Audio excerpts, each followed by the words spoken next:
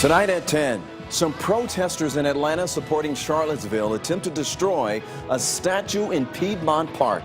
11 Alive's Ryan Kruger has been with those protesters. He's going to join us live with a report.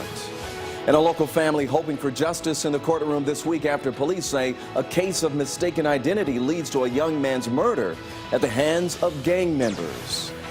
And if you're one of thousands who bought the Eclipse glasses on Amazon, you may need to buy a brand new pair. Details on a massive recall. But we want to begin with breaking news tonight. In Atlanta's Piedmont Park, that's where an anti-hate march in support of Charlottesville ended just a short time ago when protesters attempted to take down the historic Peace Monument. 11 Alive's Ryan Kruger joins us live from Piedmont Park, where police are now protecting that structure. Ryan?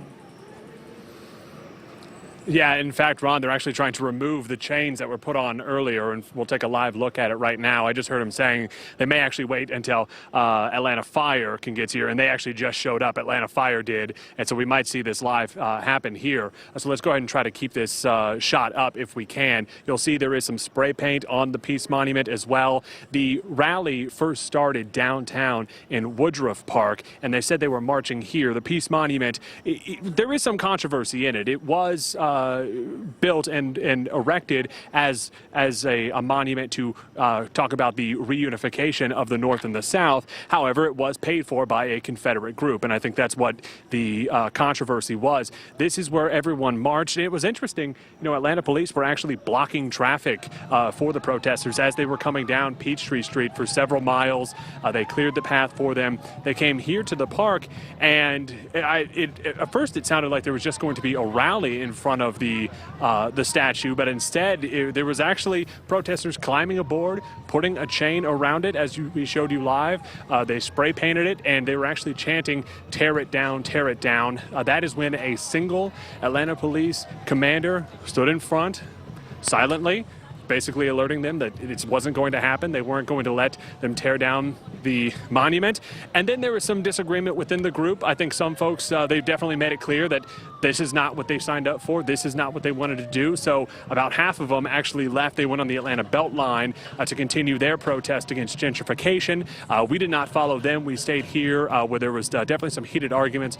More police pulled in. So we want to go ahead and talk about, you know, before all of this happened, a lot of the protesters were talking about how they wanted this to be peaceful. They wanted to show anti-hate. Here's one lady we spoke with earlier. Hear from her.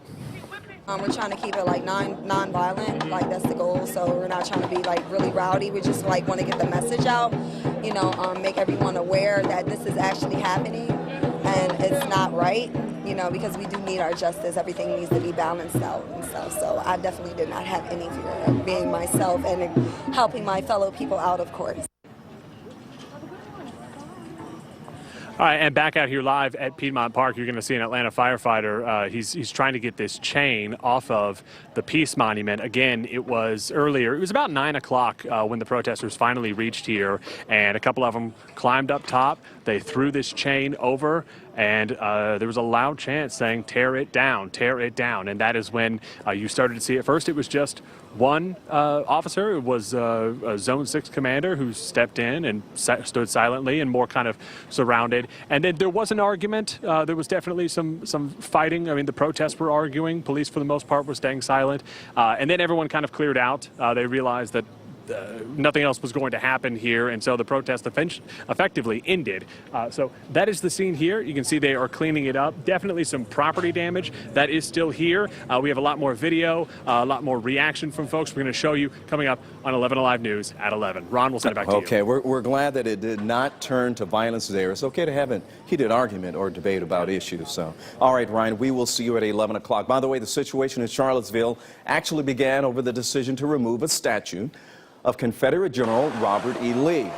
Fights breaking out Saturday afternoon, and it turned deadly when a suspect plows his car into a crowd of counter-protesters and then quickly drives away from the chaos.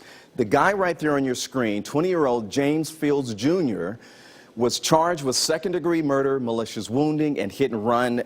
Police say he was actually driving the car at the time.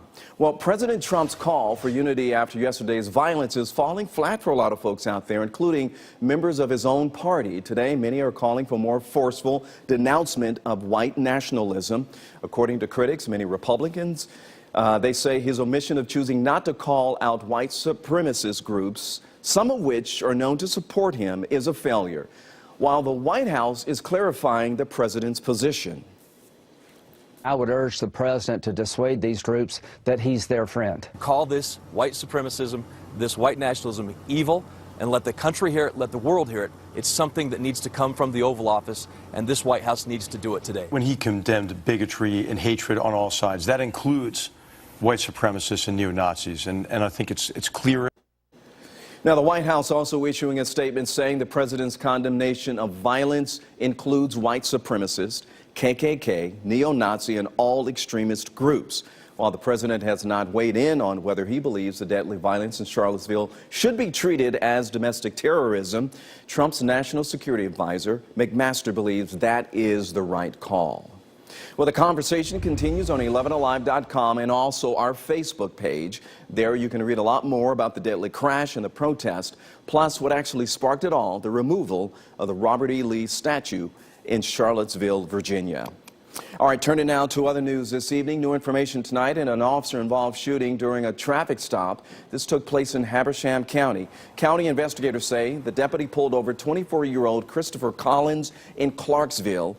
Now, Collins was allegedly wanted for attempted carjacking. Officers say Collins then pulled into a driveway. That's when he pulled out a firearm, and that's when the deputy opened fire. The information that we're getting is in White County. Suspect was involved in some type of altercation with a neighbor where he ended up showing a gun. And then in Stevens County, the information that we're being given is that he was involved in an attempted carjacking at a retirement home. So at this point, the Georgia Bureau of Investigation is still investigating that shooting. And folks, we have a disturbing child abuse allegation. This is out of Forsyth County. Parents are charged with murdering their 8-month-old baby. And here are the parents right here, their mugshots. Sanchez Usuri Sr. and Loctorica Allen arrested Friday after their child was pronounced dead at a hospital in Monroe County. And investigators say the baby had obvious bruises on his chest and stomach. The parents are now facing felony murder and cruelty to children charges. Waiting for answers since 2014, the family of a young Atlanta man could soon see justice as soon as tomorrow. Investigators say Darius Bottoms was murdered after being mistaken for a rival gang member, and he's the nephew of Atlanta City Councilwoman Keisha Lance Bottoms. A Fulton County jury deliberating the case since Thursday. Because of these 3 men on your screen, they're on trial for his murder. 11 Alive's Joe Henke spoke with the victim's grandmother this afternoon. He was so handsome. Darius Bottoms had a smile his grandmother will never forget. We first talked with Lenora Flanagan in 2014, shortly after her grandson's murder. And he wasn't smiling on here because he didn't have any teeth. When we talked with Flanagan 3 years ago, Atlanta police detectives needed help finding any suspects in her grandson's case. We want the citizens of Atlanta to put on their detective caps, help us out. On June 13, 2014, investigators say in southwest Atlanta, 3 men mistook Bottoms for a rival gang member before shooting and killing him on Legacy Drive. A year later, a jury indicted these 3 men for Bottoms' murder: Rashad Barber, David Wallace, and Ryan Bowdry. The 3 were only 16, 19, and 20 years old when indicted. My only regret is that they did not have the guidance in their lives that my grandson had in theirs, because I feel that if they did, this never would have happened. On August 1st, Bottoms' case went to trial. On Thursday, the jury began deliberating. Flanagan says a verdict might come as early as Monday and could bring her family closure, but it will never bring her grandson home. There will always be a hole in our hearts because he's gone, and you never know how this affects people until it happens to you. And while Flanagan calls the past 3 years trying, she's made it through. I'm a Christian and I have faith. That is what has been getting me through. But as her grandson's pictures decorate her home, she will always wonder about the life he could have lived. I won't get to see his grandchildren. I won't get to see him marry. And most of all, I won't get to see him excel. In Atlanta, Joe Henke, 11 Alive News. All right, Joe, thanks a lot. All right, it's right around the corner. If you're preparing to watch the eclipse, August 21st, then you need to listen up to this. We have a big warning about some solar eclipse sunglasses bought on Amazon. The online retailer is now issuing a widespread recall for some of those brands. You see, it turns out the company cannot verify the glasses actually meet safety standards. Our sister station, KGW in Oregon, has more. We're definitely excited to see the eclipse and use the glasses. These are the glasses Andrea Post and her friends were planning to wear to look at the eclipse. They bought them on Amazon. They got here in plenty of time, and they thought the glasses were what they needed to be safe. But that has changed. My friend got the email in the middle of the night, woke up to it this morning, and let us know that our eclipse plans were going to be changed. The email says Amazon cannot confirm the glasses came from a recommended manufacturer, and they recommend that you do not use the product to view the sun or the eclipse. The recall surprised Amazon solar eclipse glasses sellers in the United States. The founder of Los Angeles-based Agena Astro contacted KGW. He says that his business is selling glasses through Amazon and says they are affected by the recall. Amazon is withholding some of their funds from the sales. The company posted a notice on their website saying their glasses are verified as safe and manufactured by companies approved by NASA. Post and her friends are taking this in stride and thinking of other ways to view the eclipse safely. I think we're probably going to have to do what we did in elementary school and make a pinhole projector and just look at the reflection of the eclipse instead of actually looking at the sun. All right, so here's what's next. Customers who bought the glasses should have already received an email notification telling them not to watch the eclipse or look at the sun, because some lens filters are also affected, but you do not have to send them back either. Amazon will just refund the cost of that purchase. By the way, here's a reminder, 11 Alive will have a live coverage of the eclipse on August 21st. Join 11 Alive and Rabun County Tourism Development Authority for the Out-of-Sight Viewing Festival. We're going to have a special section on 11alive.com for everything you need to know about the solar eclipse. And we have more weather details as we get closer and closer to that very special day, a week from tomorrow, for the total solar eclipse. Hey, we do have a disturbance on approach, could bring in some more rain across North Georgia tomorrow. We'll time it all out for you coming up.